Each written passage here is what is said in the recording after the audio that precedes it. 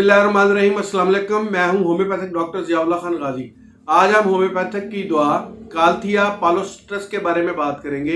ये abdomen pain के लिए और वॉमिटिंग के लिए इस्तेमाल होती है। अगर किसी मरीज को पेट में दर्द हो और साथ उसको वॉमिटिंग भी लग जाए, उसके लिए इंतहाई मुफीद है।